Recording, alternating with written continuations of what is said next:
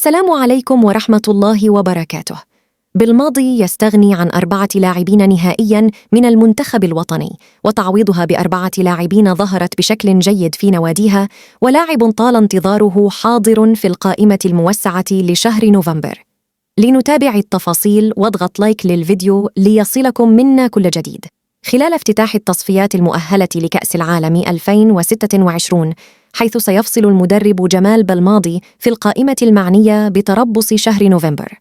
وقبل أسبوعين تقريباً من المباراتين المقبلتين ضد الصومال وموزمبيق، تحدثت مصادر مقربة من الاتحاد الجزائري لكرة القدم يسعى بلماضي لإجراء بعض التعديلات المتعلقة بقائمة المنتخب خلال فترة التوقف الدولية المقبلة.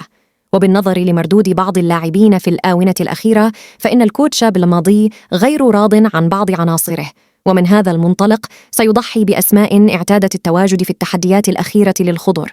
ووفق المصادر، فإن مدرب المنتخب الجزائري سيستغني عن اللاعب الشاب بدر الدين بوعناني الذي لم يلعب إلا دقائق قليلة مع ناديه نيس الفرنسي هذا الموسم، بالإضافة إلى هيثم لوسف وآدم زورجين وعبد القهار قادري. ويهدف بالماضي لتعويض هذا الرباعي بأسماء ظهرت بوجه جيد مع نواديها هذه الفترة، في صورة آدم والناس ونبيل بن طالب، وكذلك حماد عبدلي ومهدي لايرس، بالإضافة إلى ياسين براهيمي المتوهج مع ناديه الغراف القطري.